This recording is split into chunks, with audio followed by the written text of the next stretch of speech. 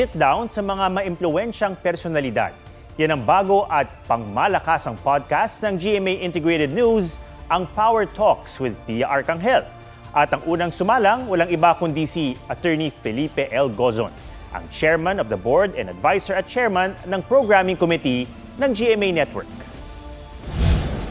When you look back, your career, everything that you have accomplished, what would you say to your younger self? In life, you have to set a goal. And when you achieve the goal, you cannot imagine how you feel. I was so afraid. Bukod sa realizations at life lessons, ikinwento rin ni Attorney Gozon ang kanyang naging kabataan at leadership style. Magkakaroon ng bagong episode ng Power Talks with Pia Arcangel tuwing Miyerkules sa Spotify, Apple Podcasts, at lahat ng social media platforms ng GMA Integrated News. Huwag magpahuli sa mga balitang dapat niyong malaman. Mag-subscribe na sa GMA Integrated News sa YouTube.